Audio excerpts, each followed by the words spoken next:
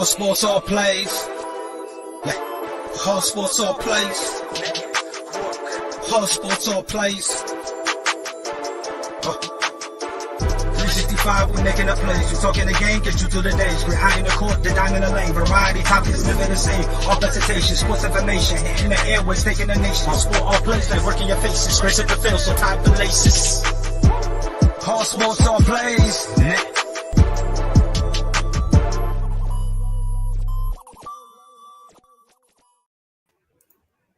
And welcome everybody to Real Talk. We are here this evening with one of the greatest franchises in the NFL live on TV. Whoa. Whoa, what are we doing? But you said you was going to leave your guns at home. Man, we didn't get 5 words into the episode. Oh, here comes. Supposed to laugh there? There was no comedy. This is a I thought that was the punchline already. My bad. Oh, man. I see he's a little maybe delusional after his team's game or something. Because I know a team that beat a team that, with a quarterback. Y'all keep telling me how much better Dak is than Taylor. And I just keep waiting to see it.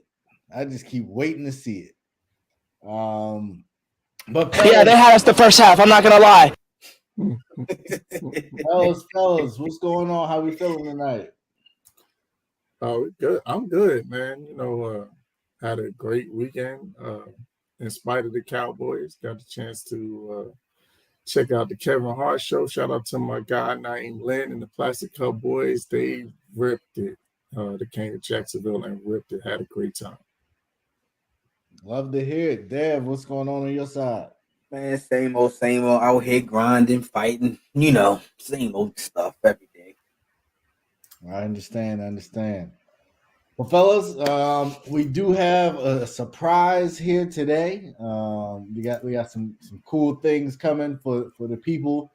So definitely stay tuned.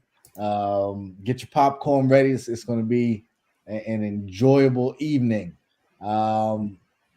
But I do want to kind of get into what we have tonight, where at some point we got to start putting some kind of respect on Washington. Like, I get it, the jokes are there, but the team has competed. We've been in almost every game.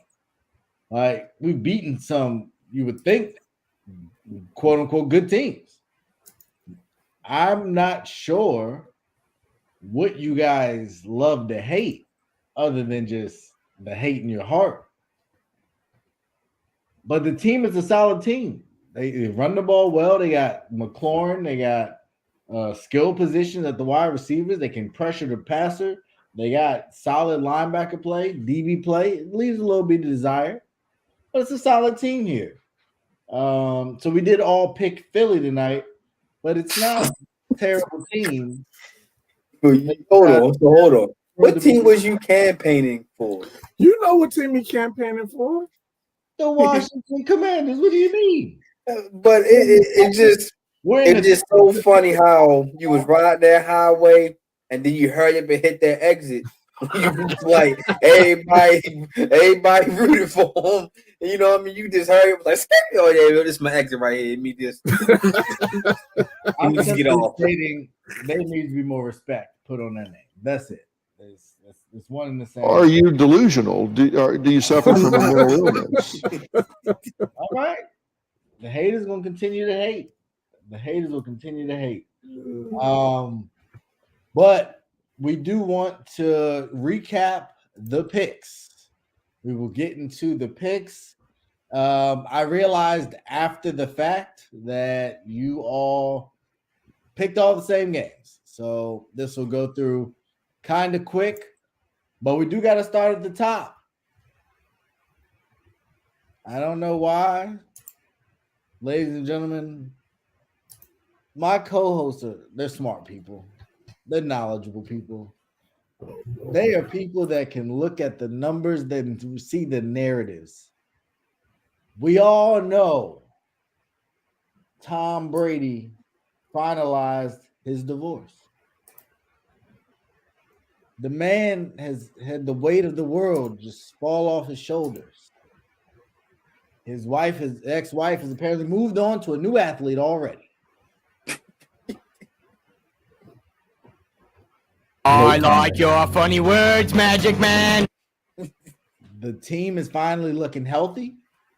Julio played, Godwin played, Evans. I didn't really see him in the stat sheets. I don't know how much he played. Evans played. I think he got hurt toward early second half, maybe. Fournette went out, but apparently there was a revelation at running back potentially. But you guys still decided to go with Geno. And on a lot of occasions, I also would have bet on Geno. But this was not it. Kenny, Dev, can you please explain yourselves of how you came to pick Geno Smith over Tom Brady? All I'm going to say is that the Seattle Seahawks and their baggage did not get off the plane. I think they got stuck at customs because nobody showed up to that game, man. And I'm campaigning for Geno to get comeback player of the year, most improved player of the year. You once upon a time called him Mr. MVP and Hall of Famer. Yeah, and Pete Carroll was coach of the year, and nobody from the Seattle team got off that plane. Nobody. They might have physically got off, but mentally, spiritually, emotionally, they left all that back in the States, man. Jalen Hurts just threw an interceptions, ladies and gentlemen, and the Commanders are running it back. And they have it almost back near midfield. There is a flag on the play. But just to give an update, 14-10 Eagles, and it looks like we just had an interception. Dev, sorry to interrupt, just had to break that. Go ahead. But yeah, Seattle just got holed up in customs. They didn't make it to the stadium. All right, ladies and gentlemen, I have a more breaking news that we can kind of get into.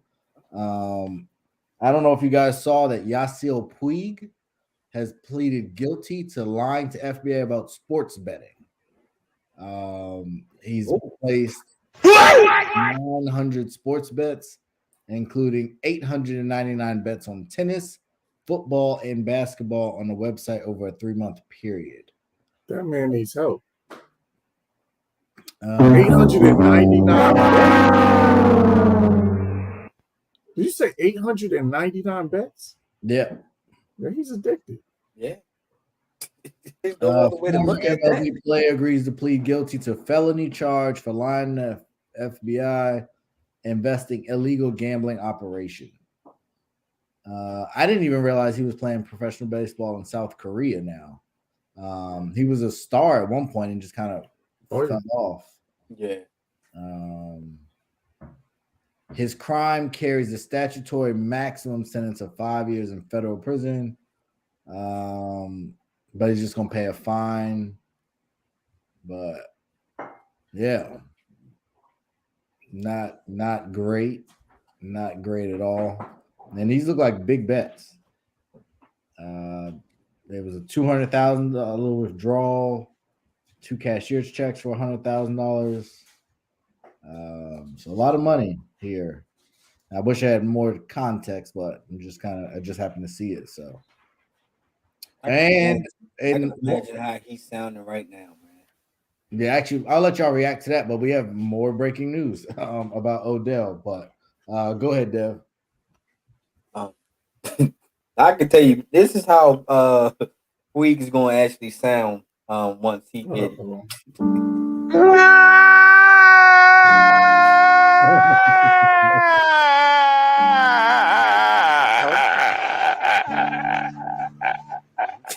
Golly, because he is addicted, man. That's what his pockets is sounding like right now, man. Whew. Like, that's pretty clear cut. Like, you can't gamble if you're a professional athlete, right? Is that? Well, I don't know if that applies to. Well, he lied about it to the FBI, but he's playing in South Korea, so I don't know if that what the rules are over there. Yeah. Obviously, he must knew what the rules were because he lied, and then he came back and he was like, "All right, guys, I lied. My bad." So he obviously knew the rules. Yeah, that's true. That is true. Yeah, he knew he was doing something he wasn't supposed to be doing. Golly. And I from a rather reliable source, I don't know if you guys can see this. Odell Beckham Jr. is suing Nike for not paying him. So thickens with Nike. We have it's another athlete that I'm sure we're going to talk about that is button heads with Nike. Yeah, and he was like the high profile first football signing. They were supposed to have. Oh man, the interception. It went through the DB's hands into AJ Brown's hands, back to the DB's hand. That was a heck of a camera. Lord have mercy. We must stay focused, brothers. We must stay focused. 3 turnovers, fewest in the NFL, and look who caused it: the Washington Commanders. Keep tallying those accolades. I give you credit, Ray. You are an eternal optimist when it comes to these Washington Commanders. But he won't pick them. I've picked them a couple times. And I've been a couple. Sometimes this was a game I didn't see it happen. So it's a couple of games. He's only the best team in the NFL. There's no slight saying you're not better than the best team in the NFL. So. Yeah, I don't. Do you recall him picking? When did you pick them? I picked them a couple times this year. It's been a while. It's probably been like the beginning of the season. I picked them last week, and by all accounts, they was up 10 points in the fourth quarter. Okay, yeah, you did. And I would have to look at the schedule, but I've picked them quite a few times. No, we're gonna give you 2. We picked the game almost every week. So I was going to give him 3. But give him 3? Okay. I was going to give him 3. Bump it up to 3 down. Pull the tape. Y'all know how many times I'm picking my squad. You know what type of time it is. And you can't talk. You don't pick your team half the time. You're supposed to be good. Oh, he's talking Kitty. Well, more than once did I not pick the Cowboys? Turned your back on them. I not picked them once. I picked them. And I was wrong. I picked them that week. I was wrong. Right. That's one. So name another one. That's all that matters. I picked them. You didn't. Exactly. Give him the round. I picked them. Give him the fail. Give him the fail time. You didn't. That's all that needs to be said. Right. You call yourself a bang. Keep shifting.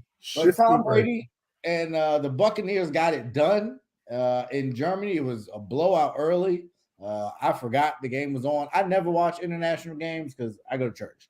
So by the time they come on and I remember, it don't work for me. But I did see they got the W. I saw it was wide and then it got tight. But Tom Brady killed the clock as only Tom Brady can kill the clock. So hopefully you guys have learned your lesson. Hopefully you've taken your. You told that man to go home. Now you singing his praises like. I told him to go home because I felt his family life was more important. Now you said it was time for him to retire. Said he ain't the same Brady.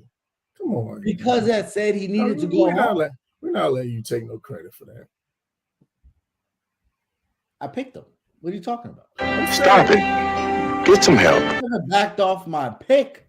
I simply said he's not playing well, which he wasn't. And I said he should go home because his family. This should be his last year. Was that what you said? Yes, it should have been. But now he can play till he's 50 because he. Why? Because he ain't got no family no more. Oh, you is something else. You see how he be shifting? He said he has zero regret, man. He said he's like Floyd. His footwork is like Mayweather. His angles, it's impossible. Ray is like one of them guys that you can never back in the corner. Can't pin him down. You can't back him in the corner.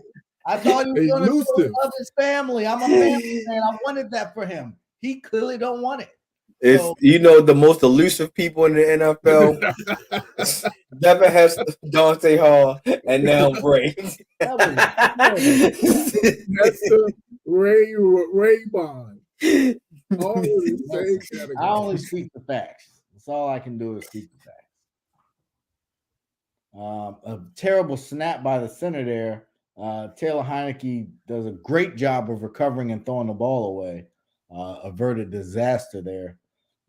He's still going to give you guys one. We haven't seen him throw it yet.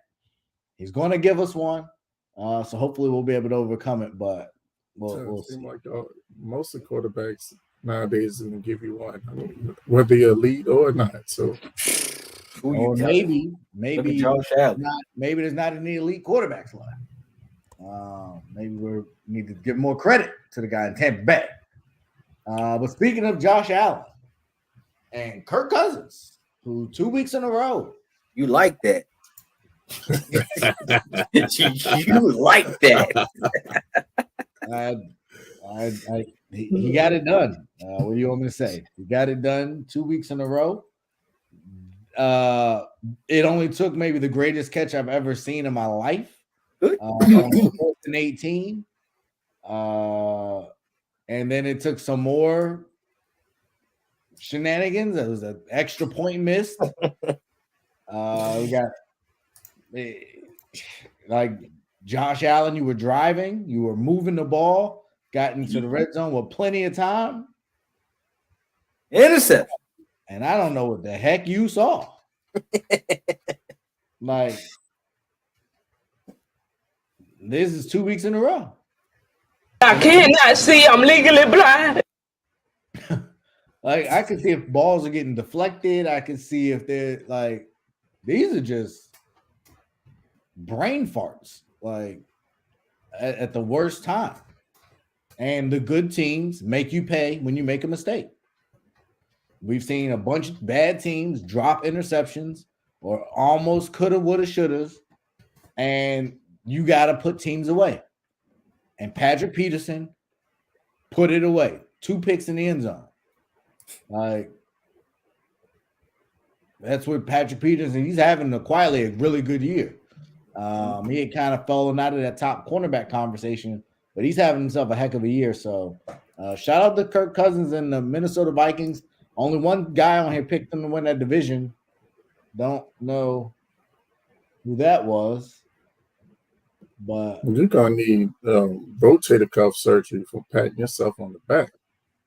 I mean, if I don't do it, nobody else will. So simply stating the facts here. But yeah, great win.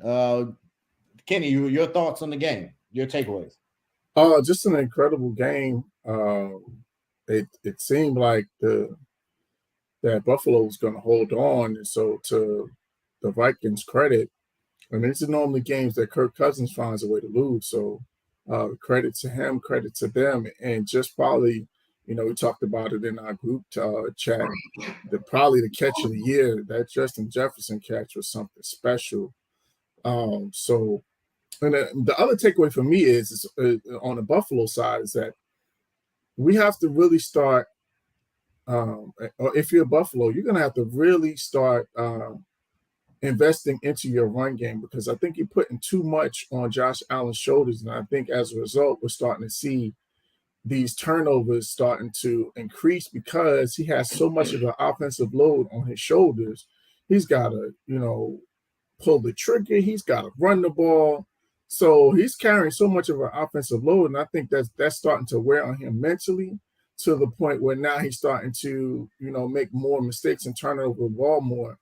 So I think that, and I think the other thing is that this is good, that Christian McCaffrey non-deal, this may turn around and bite them in the butt and cost them a Super Bowl. That's, if they keep on going on this path. So those are my takeaways. Dev. It's just simply Kirk Cousins. he just I don't know what Kirk Cousins be saying half the time, because that catch, that was all Jefferson. That was all Jefferson. That was Kirk Cousins throwing up a prayer. And the Bills, like just to piggyback off of what Kenny was saying, the Bills is just asking Josh Allen to do way too much now. I think this is what him and Lamar is going to have to kind of suffer a little bit. You asking these guys to lead you in rushing, lead you in passing, make dynamic plays, play backyard football. And, you know, as y'all seen, it bit the Ravens in the tail last year. You know what I mean? It got to the point that Lamar wound up getting hurt and had to sit out for the rest of the season. Hopefully that won't happen to Josh Allen, but if that continue to play, that means that now are we looking at is the offensive coordinator and the coaching staff, as they getting in the way, is they putting Josh Allen to not succeed? Because like you said, if the Buffalo don't have a running game, then I don't care how many times you sit back there and let Josh Allen rip it, man. It's just that's not going to get them over the hump. And they tried to beat Kansas City with it last year, and it was a good shootout, but Kansas City still had that balanced run that, you know, they was able to put on the Bills. And I think that's what the Bills is just lacking. And if they just don't have that running back that can just say, all right, I'm here, give me the 30, let me pound this rock 30 times for y'all and take some load off of Josh Allen.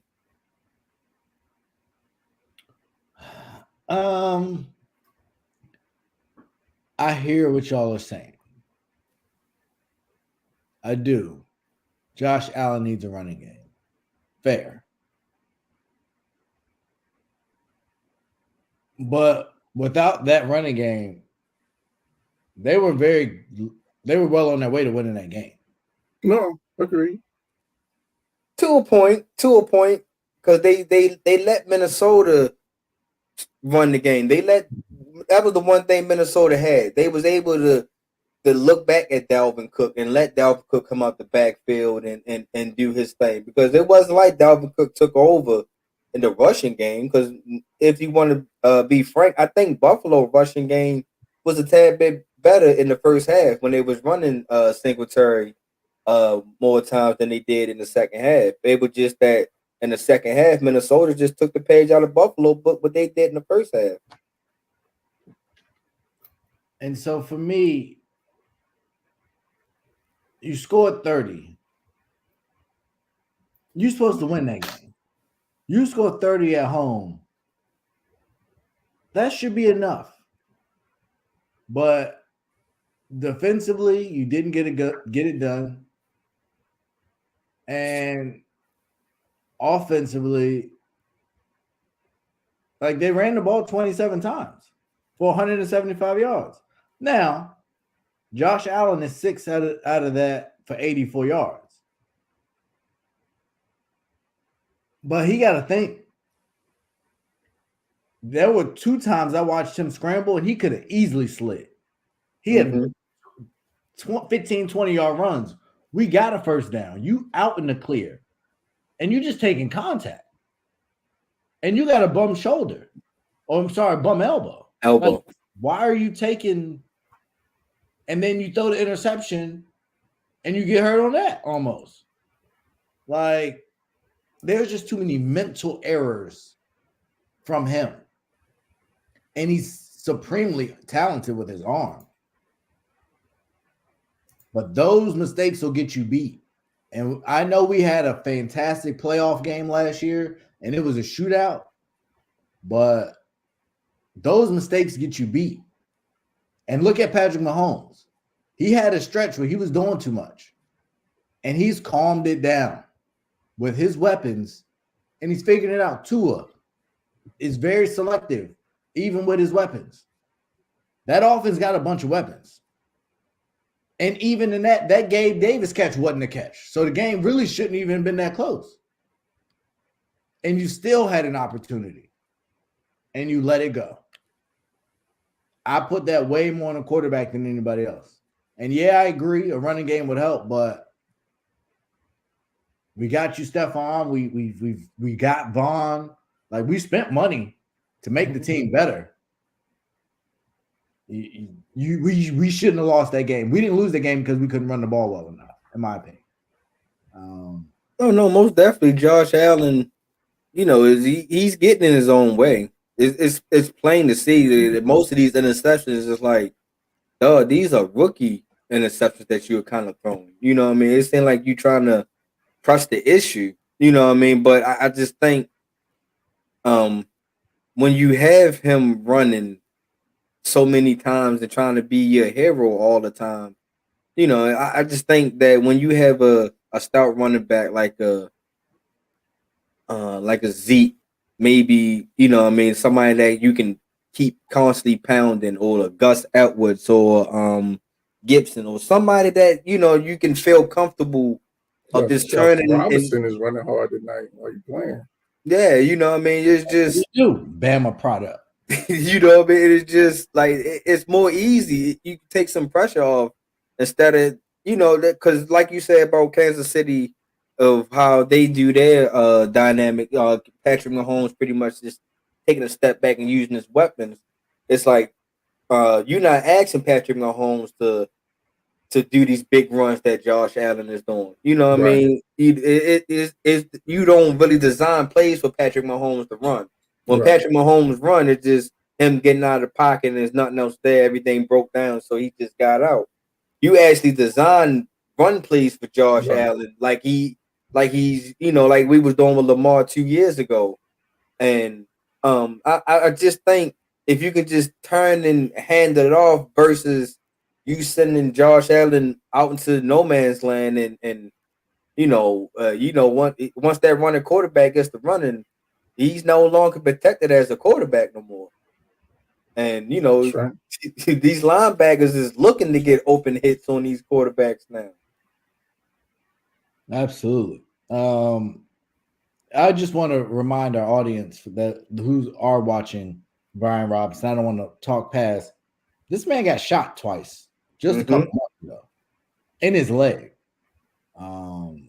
So I've been a fan since preseason is when I really got introduced to him, and I drafted him in every league I had. And then he's not even fully 100% yet. Like he don't even trust his leg fully yet. And for him to be running like this, he just dragged two dudes into the end zone. Yeah, he did. Yeah, he did with his arm. Yeah, big time. That's Fletcher Cox. He was trying to. Yeah, that's what I'm saying. Like this ain't no regular dudes. These is all pros. Washington, 16-14 on the road. Right. What happens when you get I already said. Remember, the Texans had the prime time. I know. The Texans had the Eagles a little bit shaky in the beginning too. So we'll see. Well, ladies and gentlemen, we are going to pivot. We have a surprise for you. A treasure, a celebrity of sorts. Kenny, the legend that Kenny has brought us this divine connection. Without further ado, we are going to bring on Mr. Jerry Bembrey. Mr. Bembrey, how are you today, sir? Hey, pretty good, fellas. How you guys doing? Doing great. Doing good, man. Nice. I'm glad to have you on. Oh, no problem at all. Just, a little diversion from the Monday Night Football game on. So, yeah, it was all good. Absolutely. And we were just talking about it. As you can see, there's at least one Washington Commander hater here. And there's one that should be a fan, but he can't get out of his own way up a little to the north of us here in Washington, Baltimore, Dev. Ain't gonna do that. Not gonna be able to do it. You got a football squad? I know you're more of a basketball. Yeah, guy. I'm a Giants fan. I'm from Brooklyn, New York, so I'm a long-time Giants fan. Even though I probably lived most of my adult life in the DMV, but I'm a big-time Giants fan now. Oh, man. And we're having a great season right now. We long overdue. Well, it is like an NFC East show right here. Let me go ahead and just take my camera off. You go dark. It is the best division in football, so we'll keep that. Just saying, keep that going. But we do want to get into it. We got some basketball. We've covered a variety of things. We had a sensational show last show where I had to educate Mr. Moore on the point guard position as we debated the Steph Curry versus Magic Johnson. And then obviously in the point guard realm, there's been a lot going on with Kyrie Irving So somebody who's obviously been around the league, wrote about the league. As you've kind of seen this play out, and now he's going on 6 games, I believe he's now been away. It's now past the 5-game suspension with apparently no end in sight because he still has work to do, according to Joe Tsai. Kind of how you, based on what you've seen, what are your thoughts on this whole, how it's played out? Yeah, I think the discussion with ownership is an indication that he's going to be back.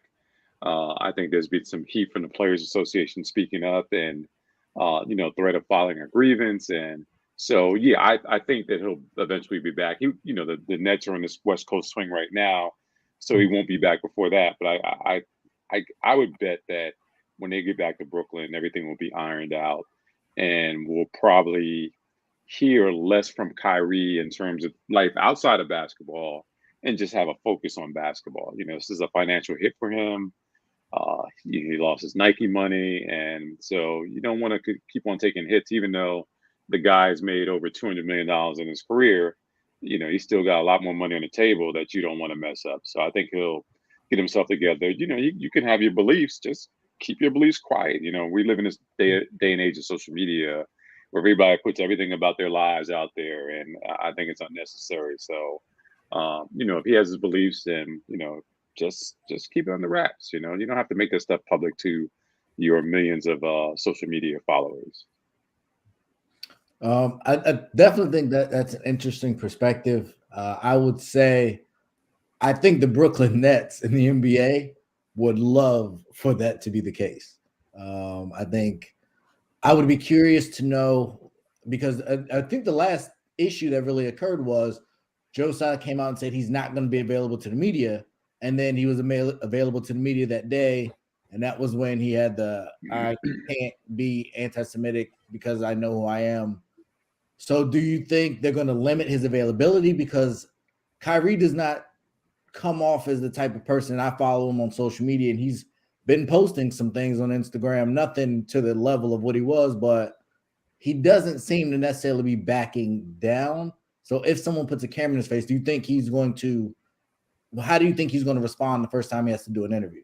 Yeah, I think he'll, once you start taking these financial hits, I think you think twice about stuff. And so you can't keep him away from the media. That's part of the job. Part of the job is, as an NBA player, as a professional athlete, is to deal with the media. And so he's going to have to, edit himself when he gets in front of the media. I know the temptation is sometimes to speak your mind, but, you just have to kind of control that sometimes. And so, again, he doesn't have to, not believe in whatever he believes, but, you just keep it on the wraps. I mean, a lot of guys play that media game and they play it well. And that's all Kyrie has to do is play the media game. And I think he'll be okay. Okay. I'll get Kenny and Devin. What kind of Kyrie do you expect when he comes back? Is he going to be focused? Is he motivated? Kind of, what do you guys think we're going to see out of Kyrie in the event that he does come back? I'll start with you, Dev. We most definitely going to see a focused Kai. I just think he has something to prove. He most definitely going to have to show some GMs and some owners that he's all about basketball. That's one thing. And he's going to have to show that he's fully committed. The only thing I'm just not really I'm not liking is the whole owner saying that he's not showing enough to show that he's apologetic. That's the only thing that it throws me off a little bit. Is like, what more are we asking from him now? Y'all didn't already ask him to do about 5 to 6 things. He tried to live up to it. Some of the things got denied. Some people didn't want to have a meeting with him, and it's just more confusing when he said we need to see more apologetic from him. I'm not sure what more are you asking from him, and hopefully, man, that everything falls back into place for Kai. Whether it's the shoe deal, teams wanting him still being a professional. My only concern is, do he go to the Marshawn Lynch role? You know what I mean? You know how Marshawn Lynch was to the media. I'm only here because I'm just trying to get paid. I'm only here just because y'all know I'm supposed to be here. I just don't think I hope he don't have to play that role. You know what I mean? Hopefully he don't have to close himself too tight and people start throwing mud. Oh, Kyrie don't want to talk to us now. Kyrie is mad. You know, just throw other little things about it. So it just want to see how things play out once he do, you know, start making his way back into the court. Yeah, I said it before. When there's no questions about Kyrie on the court. It's all about off the court. We know what he's going to be when he steps on the court. And, I already said it's going to be problems for the league when he comes back because he's going to take out all his frustrations on his opponents on the court. So he was averaging 30, in the games that he played. So, and he's playing for, to Jerry's point, that he's playing for another contract. So Kyrie's going to be Kyrie at the end of the day. And I think Jerry made a great point about, I think he's going to mute himself for the rest of this season just so he can keep the main thing. And Kyrie is super intelligent. His father's super intelligent. So they're going to make sure that they move in a way that's going to, to be able to secure their bag. So I'll just leave it at that. So Jerry, I did want to ask you this. Being a writer, can you kind of talk about? And first, let me say shout out to you. Great article on Unk. Great article. Let's talk about that really quick. So you're a Brooklyn guy. Talk about the, with Rod coming in and being at LIU and that new situation and kind of came in under some interesting circumstances. Talk about how that article came together, and then answer me this question: how hard was it to catch up with my uncle? I know he's a person it's hard to catch up to. You know what? And I have history with Rod. I used to work for the Baltimore Sun newspaper. Okay. And I used to cover the Washington Bullets back then. Gotcha. And so I covered Rod when he was in Washington. So I think the fact that I knew him and dealt with him before, that really helped, because I remember calling I had Rod's number in my phone already because I did a story on him a few years back when he was an assistant. I think he was at Kentucky or Memphis at the time. But I want to reach out through the SID. And so I reached out to the SID and said, hey, I want to talk to Rod. And, he said, I'll get back to you. And then he said, Rod said he knows you. So yeah, let's do it. So that was the way that really came about. I know that Rod is focused on, being a first year head coach this year, and he doesn't want all those media distractions. But, I felt good that he gave me some time. We went out to dinner one night and had a nice conversation. So that's how that story came about. I've always said, and a lot of people say the same thing, that Rod might be the best player I ever saw who never made an all-star team. The guy was unbelievable point guard, get to the rim, and it's just like this uncanny ability to get by bigs and get to the rim. Great court vision. I always respected his game. So I'm glad he's getting his opportunity as a coach, and he can put some of that wisdom that he has in the game into this team. And it's going to be tough for the squad. They lost, I think, 5 of their top 6 scorers from a year ago. And, a couple guys transferred out. But, this is the beginning point. So whatever happens this year, and then you build from it. And I think that's the way that Rod is going into this, that, he's going to see what happens at the end of the season and then kind of build from that. Definitely. Go ahead, Dad. Sister, we had this debate last episode of Steph versus Magic. Where do you think, number one, do you think Rod will be able to the way his game was, will he be able to still play in the league today? And 2, where do you fit Rod as one of your top point guards? I mean, I think Rod is his game is evergreen. He can play in any era. I think he would be as impactful today in this league, just the way he played. The only thing that Rod didn't have that fits more in with today's game is a 3-point shot. Mm-hmm. And Rod wasn't a 3-point shooter. That said, he still would have been effective. He still would have got to the lane. He still would have found people. So yeah, he would have been effective. And I say that, like I said before, that one of the best point guards to never make an All-Star team. When you talk about all-time greats, I think that's a different level, though. You're talking about, Magic Johnson, who one of my favorite what we point said guards. first, Dev? I mean, and think about Magic. Magic was 6'9", and so the way he was able to do things at that size was incredible. Steph is good. Steph is a point guard, but he's almost more like a shooting guard. Even though he gets good assist numbers a lot of times, but I think that Magic was more of a truer point guard. And so he would go on the top of my list in terms of that. But yeah, Steph would be great in any area as well. It's amazing what he got, what he's able to do in the court. He's got unbelievable range. I remember early in his career, once he got established with Golden State, when he would pull up the shots, like, what is he doing? But he hit more of those shots than he missed. So unbelievable range for that guy, and one of the biggest weapons in the league.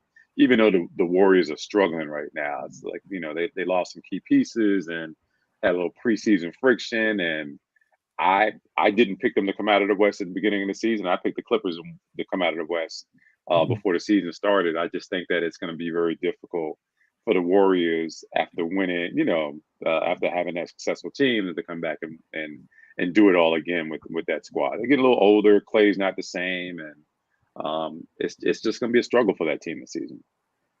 They got to get Clay out of there. But I said that last year.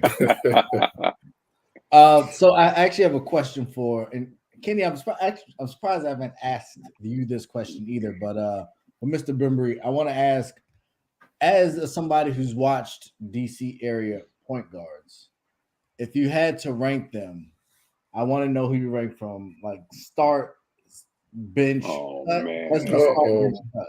Trade. We got to do start, bench, trade. That cut. Okay, trade. Let's do trade. Let's be PC. I got John Wall, I got Gilbert Arenas, and I got Rod Strickland. That's and so when you say DC area, you're talking about not guys from DC, but guys who played. Just for DC. Okay. Yeah, I mean, that's a good, but that's a good. Yeah, I agree with that. Those are some really good picks. So I'm not starting, who you benching, and who you trading. So who are your three? You got John Wall, Gilbert Arenas, and Rod. I'm gonna go with Rod. I would start Rod. I always thought that John played at one speed, and I didn't think that was always effective. It's almost like what Russell Westbrook banked his career on. He played at one speed. It was just up and down the court, and sometimes you have to learn how to adjust your speed and adjust the pace of the game. And so that's why I wouldn't have John as my guy. And I mean, Gilbert was a stone cold assassin out there. He gave it to people. But I think in terms of the truest sense of a point guard of those three guys, I think Rod would be my guy. Okay. Kenny, I'll go to you. Well, you're not going to get me thrown out the family. Crazy. Start Rod. No, I'm just kidding. No, for real. Like, so of the purest sense, of course, Rod was John Wall was a pass first point guard. He was a high turnover. High pass guy. No, yeah. So he was in that category too. But yeah, I think because with the all around, because with Rod, he would give you the rebounds too. Like a lot of people don't realize like how good a rebounder he was. He would flirt with triple doubles all the time. So I just think with the all around, and then the floor general part of it, of course, you would put him up there. But then secondly, you gotta put Gilbert Arenas. Like that Hibachi era, like he was putting 60 up. It's not too many people that could take over the game the way he used to take over the game. And to me, that's the separator when it comes to point guards. Is you can have guys that are point guards and that are playmakers, and then you got guys that can just take over the game, just like give me the ball and I'm gonna get us home. And it's not too many guys that can do that. So I got Gilbert Arenas as the guy on bench, especially with his, the way he scores coming off the bench would be nuts. Yeah, I gotta trade John Wall. Because I think to Jerry's point is that I think he's just starting to figure out now, and I think more so because of the injuries, how he's had to change speeds and find different gears, because it was always one gear. Like him and Westbrook are very similar in that they only have one gear. They only know how to go, just one way. And just him being able to change speeds and being able to, use that jump shot and to be able to, be judicious in terms of when you attack the basket. I think that's the thing that Wall struggled with. And I think that's kind of what led to him having the injury problems that he's had later on in his career. So I got to trade John Wall. Okay. And I just want to add to that point. Maybe John felt like with Washington, he had to play that way because he felt like he had to be the guy. Now with the Clippers, he can be, once Kawhi comes back, is Kawhi, if Kawhi comes PG, back, and then John. So it's a pecking order, and I think he understands, having been away from the league, where he fits in, which is good. And I wish he had understood that early in his career. I think he would have been ranked as a better overall point guard had he understood that early in his career. So, okay. No, I definitely appreciate that. I had to put y'all on the spot, just because we had some point guards come out of Washington. Kenny would have you believe Washington's been always terrible, and we've never produced. That's not true. But contrary to popular belief, we've had some talent, and I said it before, and I'll say it again.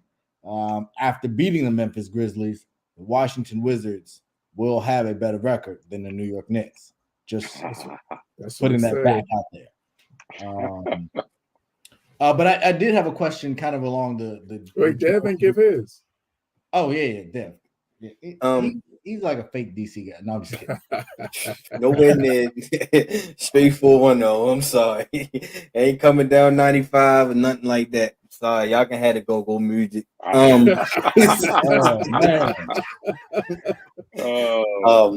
Most definitely is gonna be Rod because the floor general. That's always been my type of point guard. Long as the point guard could control the game and control the tempo of that game, you always going to have me. I've been a Jason Kidd fan for years, and Jason Kidd always found the way. He might not can't give you 30 a night, but he's going to find a way to make sure that somebody who can score 30, he's going to create for him. And I felt like that's what Rod kind of felt in his game at also. And I'm going to have to go with Hibachi, because for that guy to go score to score with Kobe, that I am going to never forget this one game that Washington came to LA and Gilbert Arenas and Kobe. He had 60, right? Yeah, and him and Kobe were just going at it, but he outlasted Kobe. And for you to outlast the Mamba, and it wasn't just that one time, it was just multiple battles between those two. And that during that time, that Wizards team was underachieved. I believe that during that time when they had Gilbert Arenas, Antoine Jameson, Caron Butler, that was a team that really had the LeBron Cavs on their heels. And I believe that was like the only team I felt like I was like, man, if it ain't gonna be no other team, the Magic can't do it, the Celtics can't do it. I just feel like Gilbert Arenas and the Wizards team can do it. And for John Wall, I wasn't always a John Wall fan. He was cool in Kentucky, but he just never showed me that next level. I felt like his game never really matured until now. I just felt like his game always looked the same as he was still playing with DeMarcus Cousins in Kentucky. And so that's like my only downfall of John Wall. Like John Wall always he's a good guard. I'm not trying to bash him on his career or nothing. It's just he never took that next step for me as a point guard and to show that he can take a team further than what he did, So it most definitely had to be Rod, Gilbert, and then John. Okay. I'm a little different. As always. As always, that's on brand. But I just think Wall doesn't get enough credit for his defense. He was a supreme defender, and he put up the assist as a point guard. Definitely. It's just funny to hear Kenny pick Gilbert over Wall when Wall to me is far more traditional of a point guard. Like Gilbert's a shooter. I and told giving you our why last that. I discussion. told you that take over the game thing. That's the game. John Wall can changer. do that. He's had some big playoff moments as well. I mean, he be has, able but to not take like over a the locker Rangers. room by leaving guns in there, but I mean, actual sport. You went. We thought we was going to Jerry. So just so you know, this is your first time on. I thought you was gonna leave him home. This guy is famous for taking shots, man. My bad. We have a gun sound because we never know at any time when he's just going to take shots at people.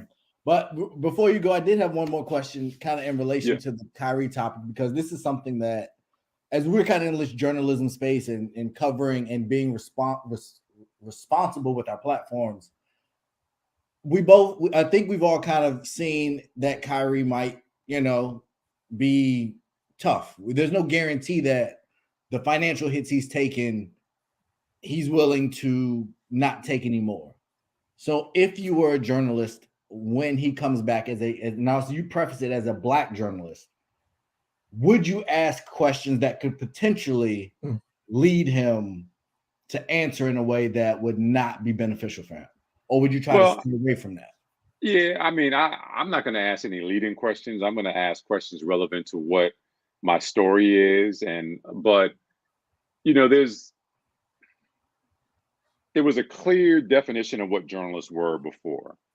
And I think those lines have been blurred over time. And so you have, there are a lot more media in place, not traditional media. Yeah. And a lot of the media that's in place now, they're looking for hits. They're looking for that quick soundbite to put on their social media page to get more hits. And so people are going to test Kyrie when he gets back. And he's just got to be really careful about how he deals with that. There are certain guys that know how to play that media game. And so, you can be your own true self, but you might have to deal with the repercussions of that. And so sometimes you have to play the game. And I think Kyrie, he doesn't want this heat. He just wants to play ball. And if in that case, then just play the game, right? Play the game. You got your whole post career to say whatever it is you want to say. And as I said earlier, I think a lot of people probably share too much on social media. And, and you just, when you work for someone, like I work for someone, and I know there's some things that I can't share on social media, and I don't, because I know that I could be, suspended or whatever. And so, certain things I'm just going to kind of keep on the wraps. I'll say it amongst my friends and won't share it on my timeline.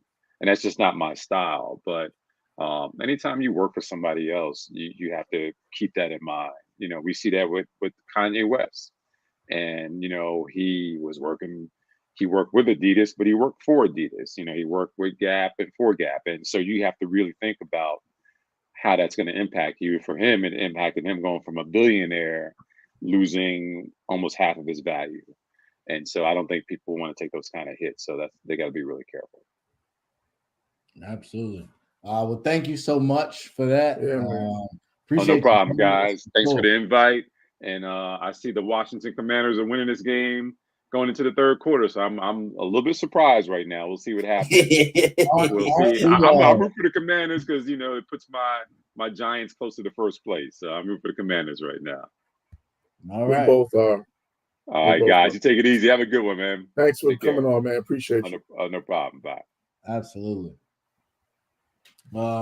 Great time. Thank you so much for that. So, fellas, it's halftime, and there's a 6-point Washington lead. I mean, behind. We in the third. What'd I say? Halftime. Oh, yeah, I got. You ain't refresh. You ain't hit the refresh button. Third down. Oh, stop on third down. So 3 and out to start the second half. I just said they was a good team. That's all I said. I just said they was respectable. That's it. But I do want to jump back into the games because we all picked Buffalo. So I I might have to really start reevaluating my Buffalo picks. I ain't gonna lie to you. AFC's just been tough. AFC's been tough so far. You can't pick it. You can't really trust no teams in the AFC, boy. Well, speaking of a team you can or can't trust, the Miami Dolphins, ladies and gentlemen, figured it out, and they just keep putting up numbers. They got Mostert in there. Jeff Wilson looks like a new revelation. He was good in San Fran, but who knew a running back would leave San Fran and look better than they did in San Francisco?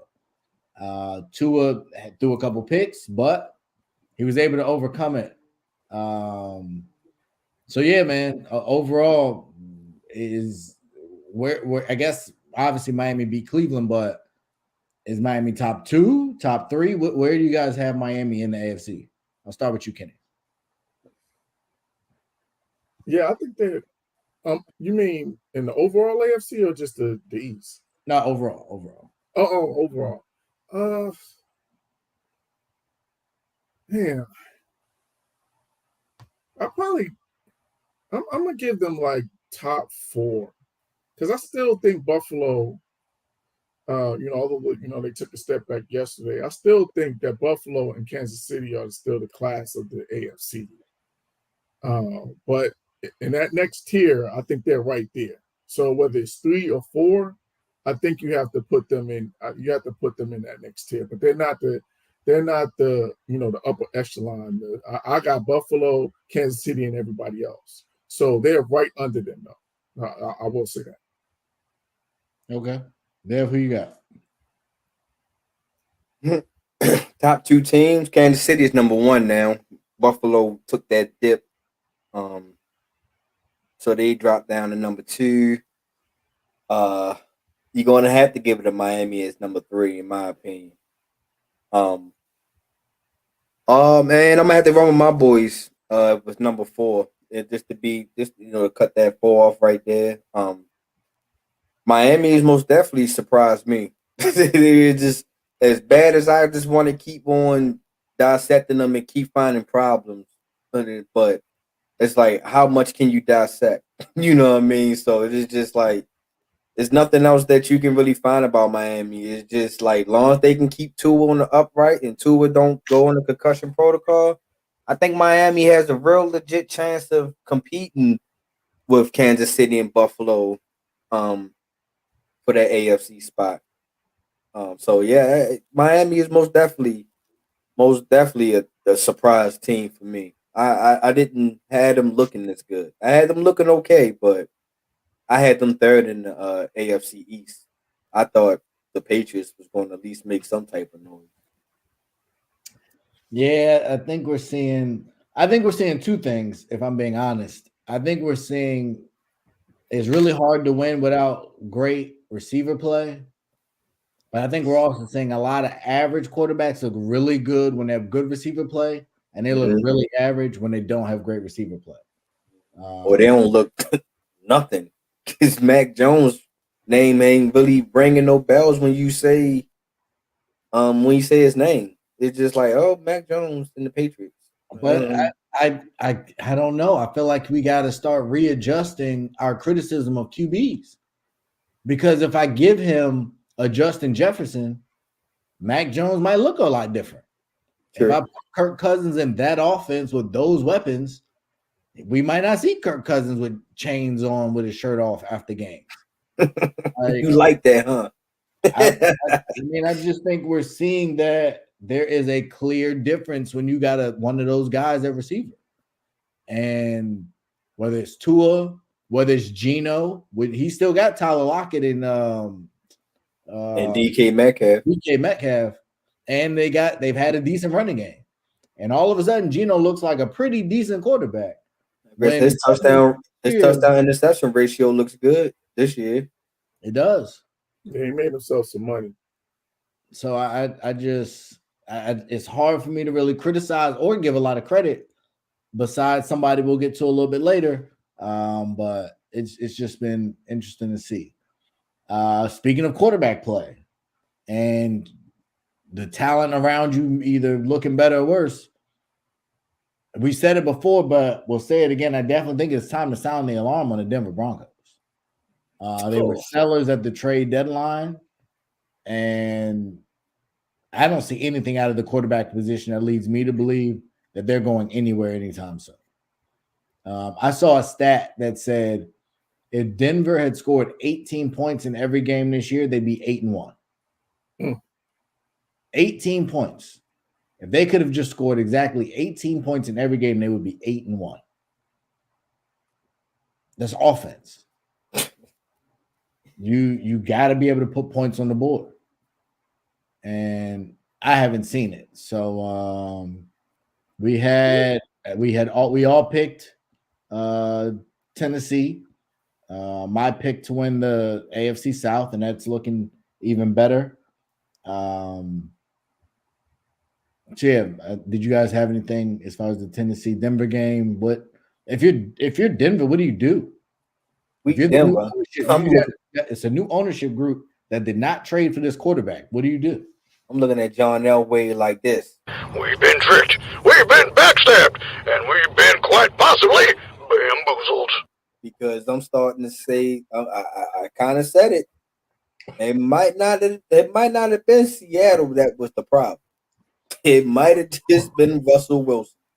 Because if Geno can make Tyler Lockett and DK still look decent, and his touchdown to interception ratio is better than Russell Wilson's this year, it's plain to see that it's Russ.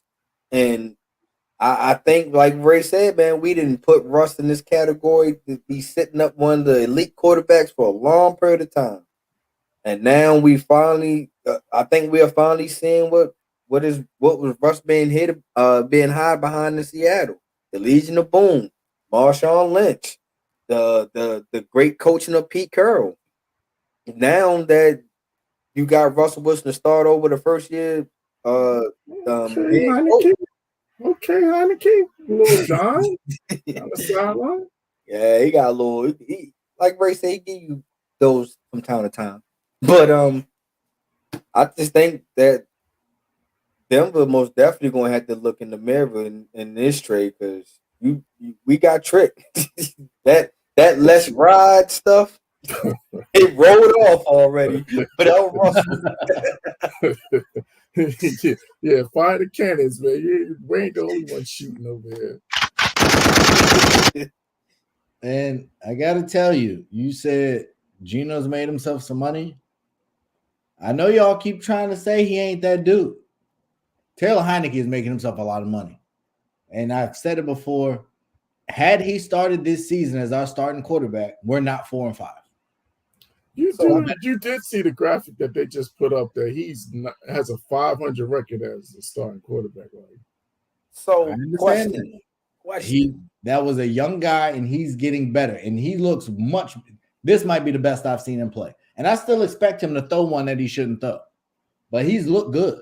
And he will continue to look better, I believe, as they get more timing. Because him and Terry got a connection tonight. Good.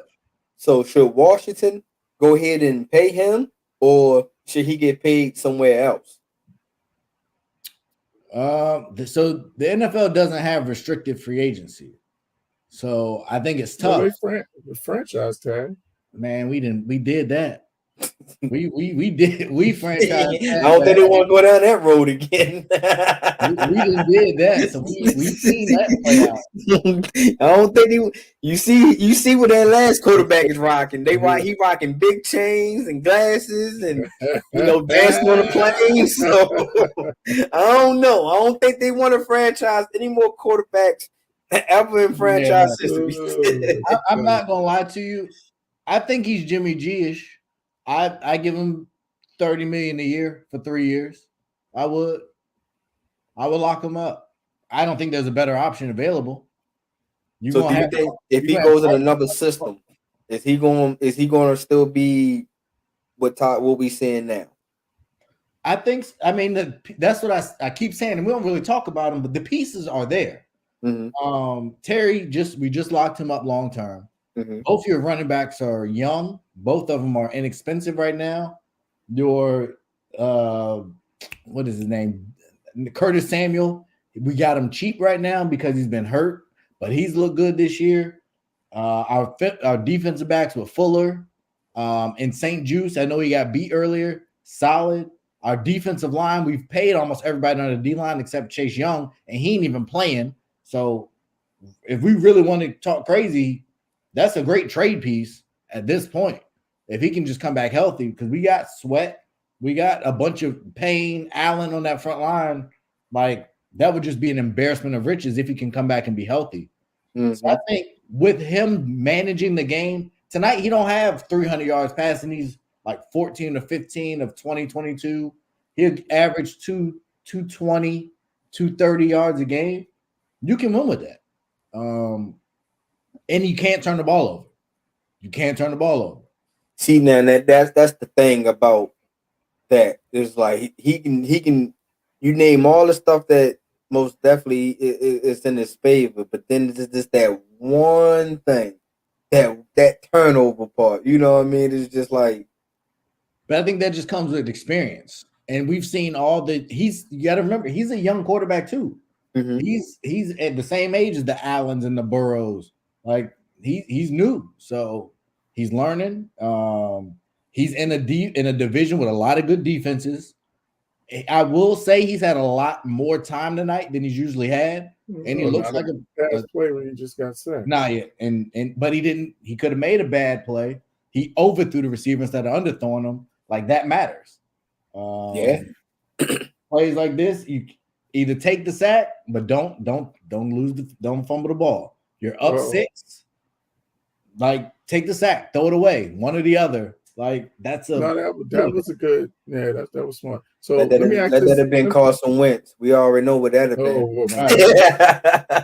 So let me ask this question, and then I got to get out of here because we got a preseason game tomorrow. I got to get ready for it. But so, right, let me ask you let's just say, for argument's sake, that the season goes left, and you wind up with a top 5 pick. Are you going to use that top 5 pick on a quarterback, or are you going to use it on something else and sign Taylor Haney? If that's the option that you have, top 5 pick. When you how Bryce Young, somebody of that caliber available. Are you picking them, or are you signing Taylor Haney? So, and to answer your question, if we are at 4-5 right now, if we are in position to get a top 5 pick, that means we lost almost every game the rest of the year. I am not signing Taylor Haney if he leads us to 10 straight losses. So if we from where we're positioned now, if we end up with a potential top 3 pick, like top 3 quarterback, then I'll be a liar because he didn't get it done. There's enough talent on this team, even in this division. There's no way we should be in the top 7 picks next year in the draft. No. All right, fellas, hold it down. I'll catch y'all next week. Absolutely. Dev, so we got the next game, and I'll calculate our numbers. I did not calculate them to see what our new records are. Actually, we can do that real quick. I went 1-0 because I picked Tampa. I'm 1-1, lost Buffalo, 2-1 with Miami. Tennessee 1, so I'd be what? 3-1. 3-1. Dallas lost, so 3-2. Arizona, we'll count it because we picked them, but neither quarterback played, but we did pick them. So was that 4-3? Mm-hmm. And then the Chargers lost, so that's 4-4. And I got Philly tonight, so this could make a break. I went 4-4 right now, so I'm currently at 32-19. I'll be 32-19. Kenny has Seattle, so he was 0-1. Buffalo 0-2. Miami 1-2. Tennessee 2-2. Dallas 2-3. Arizona 3-3. San Fran, he's 4-3 right now. And I had the same exact pick, so I'm probably 4-3 also. So he's 25-25. 500. Back to 500, and you will be close because you're up 1 right now. You were 4, so it's 22, and 23. So you're 1 game under. 1 game. I'm slowly creeping. Just slowly creeping. Taylor Haney will make us all losers. And I should have known, but it is what it is. I made my pick. Coulda, woulda. Can't do nothing about it now. I would love to get the W though. I'd love to be wrong though in this instance. So when the Arizona Rams, we could skip that. But we do got to talk about it, and I missed something. A big play just happened on the kickoff. Washington is up 9-23-14. And I don't care what y'all say. If we fool around and beat the undefeated Eagles after should have beating the Minnesota Vikings last week, y'all gonna put some respect on our name. Y'all ain't gonna keep trying to play us like we some trash team. We out here competing with the best of the best. Beat Aaron Rodgers. You know what I'm saying? Beat Aaron Rodgers. So we'll see what happens. And as the game get a little, when you get behind, you can't run as much. Most definitely. So we'll see what happens. We just can do nothing with Justin Jefferson, but nobody cares. So what? And man, we let Kenny get out of. He ran out of here because he knew we was talking about Dallas and Green Bay next. Because he was having emotional damage. Yes, he was. So we got to ask the question: at what point do we start asking for Cooper Rush back? How many more losses before we need to see Cooper Rush warming up on the sideline? I don't think we're going to see Cooper Rush no more. I think Dallas is going to live it out with that, honestly. Because if they ain't even think about putting Cooper Rush in yesterday, and Dak didn't do nothing in the second half, in my opinion. He didn't. Green Bay found their way back into the game only because Dallas couldn't capitalize on nothing. They couldn't capitalize on third downs. They couldn't score no more, and it was just favoring Green Bay. The most definitely the momentum of the game. And as much as bad as Aaron Rodgers is having a bad year this year, man, you still can't count that guy out. You know what I mean? It's just like you can't really count no quarterback out there has time. As you alluded to, look at Tom Brady. You leave too much time on, Tom Brady's going to eat you alive because he's been in the league long enough to know how to establish a rhythm and how to eat that clock. And so do Aaron Rodgers. They just kept pounding a rock behind Dylan and Aaron Jones. And then Aaron Rodgers just found the dude Watson for 3 touchdowns. Like 3. You let this guy get wide open 3 times. Dallas is just they are a shaky team. They always having problems with Green Bay no matter who's on that Green Bay team and who's coaching that Dallas team. Doesn't matter. Green Bay is their kryptonite. And this is around the time that Dallas start falling off each season anyway. Every November and early December, Dallas just disappear. And I'm not surprised. Yeah. I said it before, and I'm going to keep saying it. Taylor Heineke's better than Dak Prescott. Ooh! Dallas has too much talent to lose those kind of games. And that when you play to the level of your competition, that's leadership. And we know Mike McCarthy ain't a great leader, so I'm not even going to put that on him. If the team ain't ready to play, the quarterback is supposed to be we talked about it in the Magic Curry conversation. The quarterback is like the point guard. He's supposed to be like a coach. If the coach ain't good at motivating, then you got to figure it out. You got to go to the right teammate or you got to do it yourself.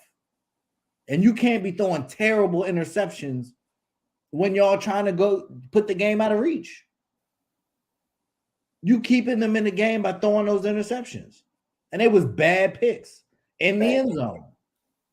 You can't throw interceptions in the end zone. You ain't supposed to throw interceptions in the red zone. You know what I mean? It's just They taking it a step further. Like, protect the football. And it's Dallas got to figure it out. Yeah, and where was y'all guy at, man? Y'all done sold me on this, man. Michael Parsons, and I didn't hear his name at all yesterday, man. I was like, yeah. I was telling my sons, I said, man, check this guy out. Check number 11 out. I said, the guys on the show done told me about him. They done got me all raved up about him. No, my sons told me after that game, what happened to your guy, Dad? Your man we ain't hear we ain't see his number all game. And I was like, I don't know what happened. He ain't my defensive player of the year no more. Yeah, he one thing about expectations is it brings pressure. Yeah. And he was talking crazy. He was, they've been beating their chest in Dallas. And I still think Dallas is a really good team. I don't want people to mishear me and think the sky's falling. But the sky's coming down. There's a certain level that comes with greatness. And they haven't done it yet. And so when you start talking a lot before you've done it, that gets dangerous. So I think this was hopefully a reality check for them that you don't get games off in the NFL. How many reality checks they gonna get? They had so many they should have had so many reality checks by now.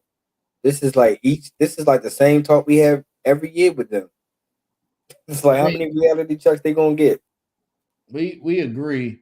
Miles Sanders is running really hard, which is great for me in fantasy, but I really wish he would stop as a fan of the Commanders. It looked like he ain't done yet. He said fourth quarter ain't kicking yet. Like somebody tackle that guy. So yeah, that definitely interested there. Moving on to we can skip the Chargers San Francisco game. It wasn't that great. Jimmy G look like how Tom Brady should look. He just looks stiff in that pocket, man. Sure. He just look old.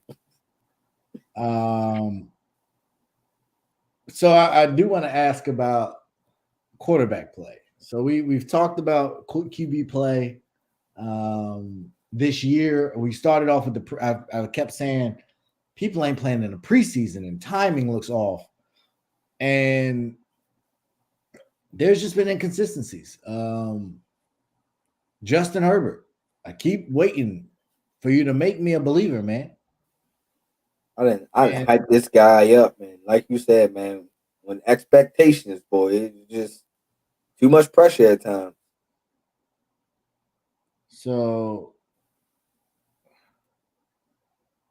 I'm sorry, I had an article about Adidas just popped up. But I don't know. I don't know what is going on. Cincinnati, Joe Burrow hasn't been super consistent. All the elites, not Pat Mahomes, the Herberts, the Derek Carr, he just looks beat. He's crying in his press conference. Oh man, I'm glad you brought that up. Like, I don't know why you crying. You the one throwing the ball, bro. Emotional damage. Man, I never likes to make fun of nobody because I'm pretty sure Derek Carr and the Las Vegas Raiders is putting they all in this season. But for your quarterback to come on a press conference and cry of how, like, dog, that's what your profession is to do. It's to come to work and put your body through stuff or put your mind through stuff that it's not a normal thing to do. You know what I mean? And how they gotta find ways to go to sleep. It's like people go through that every day. Every day. And now don't get me wrong, that shows that he got passion into what he's doing, and he loves his team. But Doug, every team in the NFL is doing the same thing y'all doing. You know what I mean? There's no reason to sit there and cry about it, and y'all just having a tough season. That is nothing else to really talk about. Oh, Eagles scored. Yes, they did. Devontae Smith from Jalen Hurts. It was we never thought the Eagles were going to go away. I hope not. And let me just say, I just pulled it up in fantasy. I am in a bit of a pickle here. So y'all were on last week. You was on last week when it was my fantasy game. I will have you guys know that who's the running back that I have? Who's the running back? It was Drake. It was the Ravens game. Yeah. Yards. And Drake got 100 yards, everybody. And then you know what happened on the last play before they punted the ball away? They pitched it to Kenyon Drake, and he lost 5 yards. And so the W that I had secured was robbed from me because they threw a pitch when they've been running ISO plays all down the field. So, Dev, I don't know who you called to sabotage me and why they would run a pitch on third down after I had just secured the victory, but it made me sick. First of all, a real one, so I'm back this week. I am not no hater, so I would have not have called anybody. Just be like, "Hey guys, Ray got this win. Let's go ahead and screw this up real quick, and I give you $5. You know what I mean? I ain't gonna do you like that, man. Second of all, I ain't throwing no pitch. I haven't threw a pitch in. I don't even know the last time I threw a pitch. So I would most definitely. I don't know what the Ravens was thinking on that one. I guess they say, "Hey, just get it out of Lamar's hands." You know, and you just took the bullet, man. It's okay. My bad. We'll make it up one day. So on Raymond's team drama for the week, fantasy drama for the week, I'm currently they just took a point from me. Suckers. So I'm over here. So I don't know if you guys can see. And another nail biter. I have Jalen Hurts, who just threw a touchdown, and I'm playing against AJ Brown and the Eagles defense. So, ladies and gentlemen, we are at watch night to see if Raymond can pull it out or if Race Stradamus will be taken under again by some losers.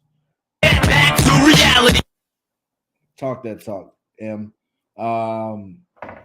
So that I never even got to the point I was trying to make. Is Patrick Mahomes the Brady of his generation?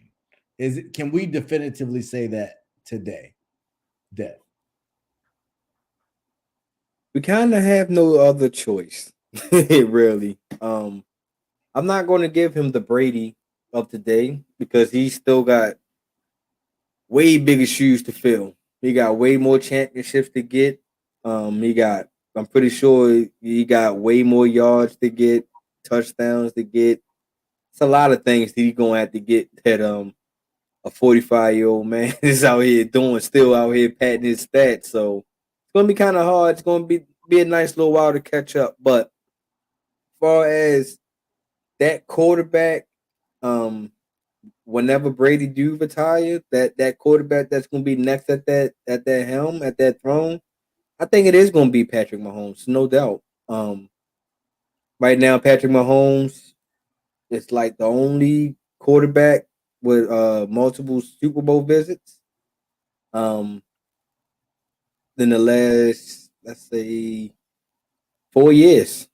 Maybe it can go longer than that, really. Other than him and Brady, he's like the only two quarterbacks that been going back into the Super Bowl multiple years. Patrick Mahomes is most definitely a dangerous quarterback that you don't want to bet against. like Ray alluded to earlier, why we keep betting on Tom Brady? That's like almost the same conversation we said about Patrick Mahomes. Why do we keep betting on him or bet against him? A lot of people was down on the Chiefs last year and the beginning of this year. And Patrick Mahomes is just keep on showing like, look, I don't know why y'all keep betting against me. Just look at the things that I keep doing. And then most definitely he's in that win percentage. It's like it's hard to catch Patrick Mahomes and losses and stuff like that. You see what he did him and Josh Allen had went down in one of the greatest games in NFL history. And he was the guy that comes out on top. It just seems like Patrick Mahomes is just he's on another level. And it's like quarterbacks. There's like quarterbacks right behind him, like the Lamar, the Josh Allens. That's like right behind them. But they most definitely have to win a couple more games. And they most definitely Josh Allen. Well, hold on. Did Patrick Mahomes got MVP? I believe he did. Okay. So Josh Allen most definitely going to catch an MVP underneath his belt to be even taught in the same conversation with Patrick Mahomes and Lamar. Most definitely going to have multiple Super Bowl appearances for him to even be in the same conversation with Patrick Mahomes. So it's just like almost safe to say that Patrick Mahomes after Tom Brady, Patrick Mahomes is almost in his own class.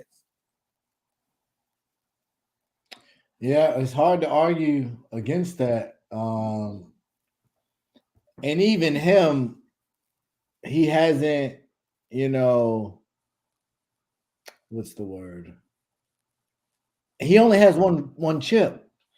And I think that's to me what makes Brady so great is even in the era with Breeze, in the era with Manning, in the era with Rodgers, in the era with Mahomes, Rivers, Roethlisberger, and Matt Ryan, he found a way to get Flacco.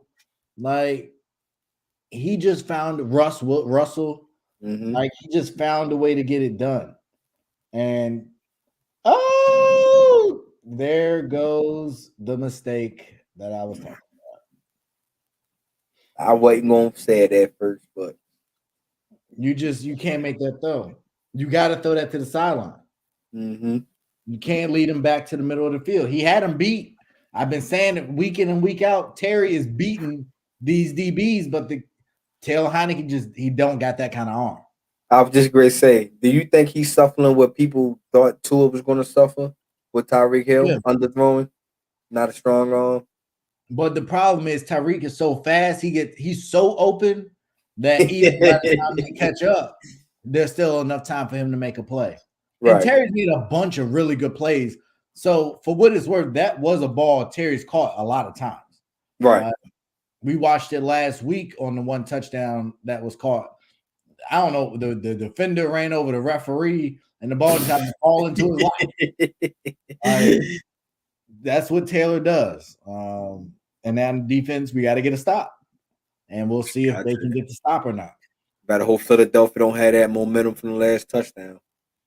But even if Philly goes and scores here, Heineke is capable of bringing us right back down the field and getting a touchdown.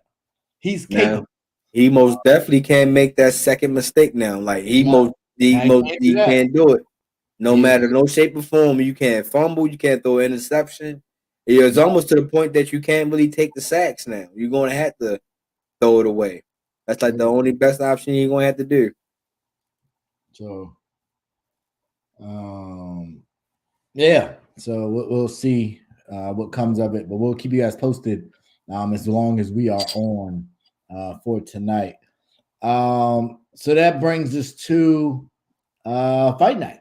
There was a number of fights that were announced or not announced, but we got to go to the I don't even know what you want to call what we saw this past weekend. Floyd Mayweather cashes another check. He was dancing.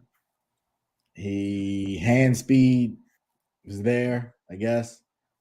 He was holding up the cards around. They was playing music. It was a show. It was entertaining. I did not watch it live like I had before. Jake Paul came out afterwards and said that Floyd Mayweather is ruining boxing in order to pay his taxes. So think of that what you will.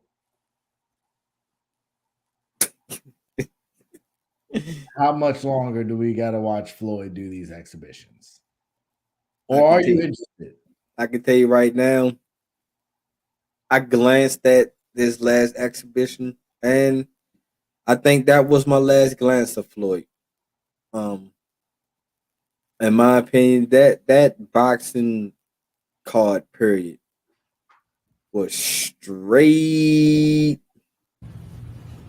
Whack. It was whack. I'm sorry.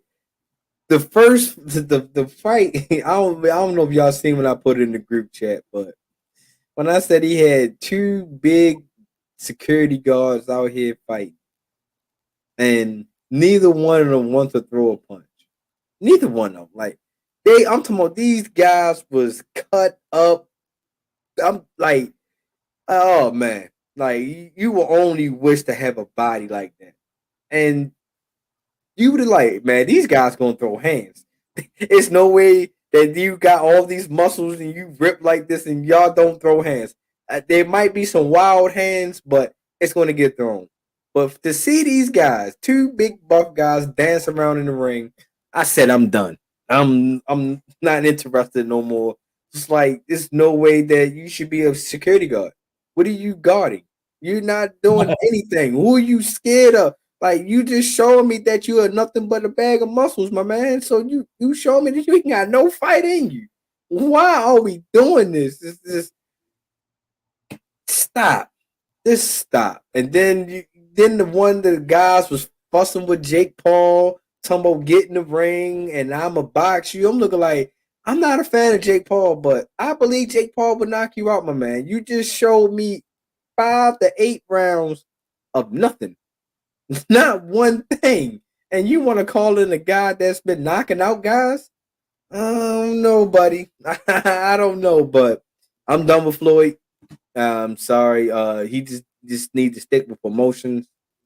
Find a way to be Don King of this era of boxing or something. But as far as him boxing, I'm no longer interested.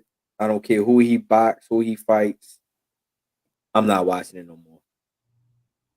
Yeah, that was kind of my sentiment, and I've been money team, always will be money team, but yeah, I hadn't even been giving my dollars, and now I probably won't give my eyes unless it just and he be fighting at the most random times, on the most random days, the most random places. Sundays at 1:00. Like who does that? Like. And then he don't even promote. You don't even know money is fighting until the day of. So I guess the Dubai bag is a secure, solidified bag, but I'm good on that. But what I ain't good on is Keith Thurman and Earl Spence. By all accounts, that fight is scheduled to be announced here shortly. Oh my God! We talked about Terrence Crawford signing with the Black Prime group or some kind of partnership or they have, and then we wait a second, ladies and gentlemen, we may have a fumble, a scoop and score. It is called on the field as a defensive touchdown, and Dallas Goedert looks to be down. So we're gonna have to wait and see. The turnover will be reviewed. So let me see. First look. That's out. Ladies and gentlemen, we have a fumble. They might have missed the face mask, but you can't call it a face mask after the fact. That ball's out. It's a face mask. I gotta see one more. Yeah, that's out. Dang. Yeah, That's Now, if we'll have to see when he gained possession and if he was touched down. I'm pretty sure if he was touchdown. So Jamin Davis, I don't know. It looks like they were touching. Yeah. But once Davis gets the ball, I don't know if he's still touching. I don't know if we have a definitive view of him being touched down. If you ain't got definitive view, that's a touchdown. If he ain't touchdown. If you ain't got a definitive view of being touched down, then it's a touchdown. Yes, sir. This is that. So I'm not even gonna lie to you, man. Like 4 years ago, I'd have loved to see Spence and Thurman.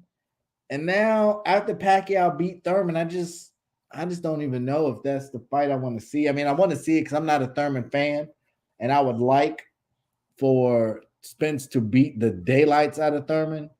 So for that reason, I'm definitely interested. I'm watching. Don't get it twisted. I'm definitely watching. I'm watching only because of Spence.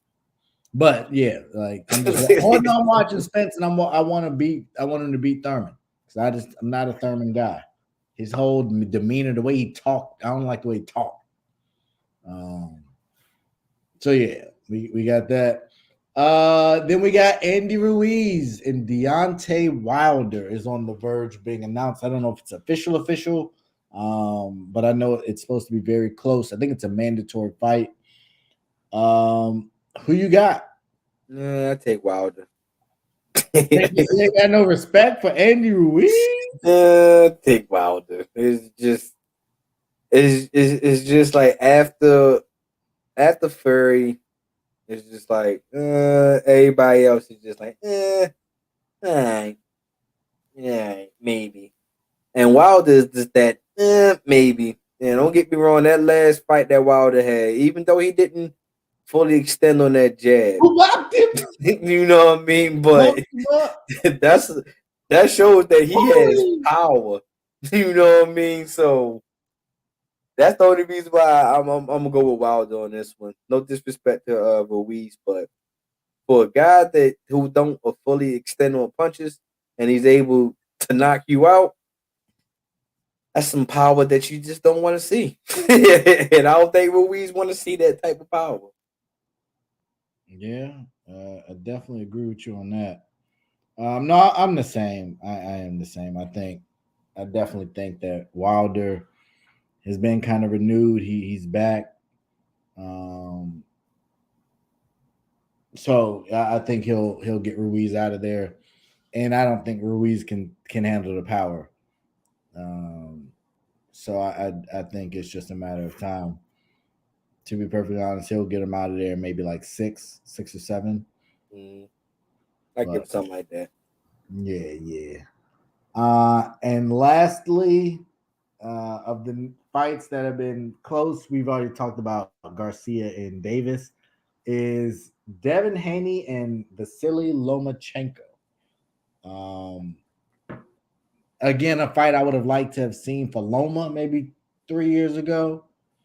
But as it stands, I think Loma, and they did, I guess they did rule him down. I don't have the sound on, so I don't know if because they called it a touchdown on the field. So I guess they had another view that I didn't see that said he was down, but it looked like he might have got up clean. But I think Devin Haney is just in a different class at this point. I think Loma would have a hard night. Yeah, I'm a big fan of Devin Haney. I like his skills. I like his hand speed, his footwork. I think Devin Haney got a nice future ahead of him.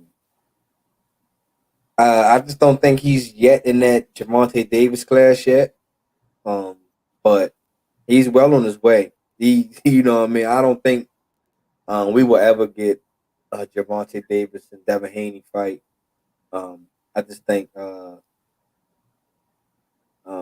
Gervonta is further in his career than what Haney is right now. So I don't. It will be a good hype match for Devin Haney, but I don't think it would be a fit for Tank Davis. caliber. I think that's kind of no disrespect to Haney yet, but I just think you're lowering the level of competition for Tank. I think Haney still got some years, maybe 2, where he can talk to that Tank Davis fight, but I can see Haney most definitely coming up in this division though, and he's coming up fast. Agreed. Now we definitely agree on that. So I think it'll be good. I think we're getting to a point where we're going to start solidifying these divisions, these groups, these classes. The elite, the cream is rising to the top. The ability to duck will be removed. I would love to see Boots Ennis get into a fight here soon. Mm-hmm. So didn't what you call him get a deal too? Adrian Bron? Yeah, he did. I'll wait to see him fight before I give him too much of my attention. He ain't getting my attention. I mean, he's a black man. I was a fan. So yeah. Hopefully it continues for him. Washington, he's hit a 58 and a 55 yarder. I don't know who this guy is. But he's kicking his tail off tonight. Trying to get the Eagles their first L. Joey Sly's back. Yeah.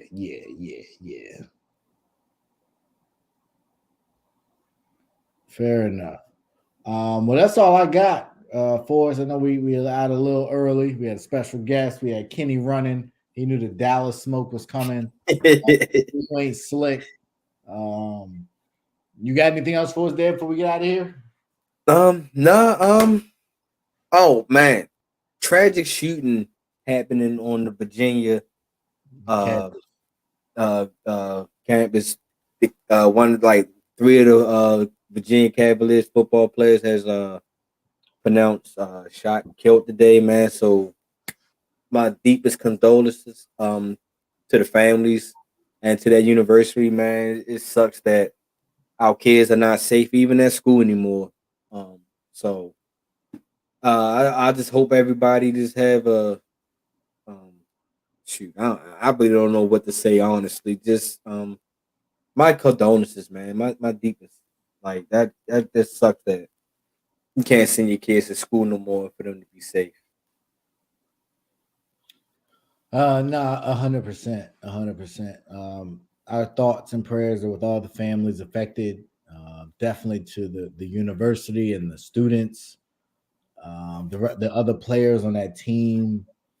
We've talked about youth sports and how serious they've gotten. It seems like maybe this was the teammate situation.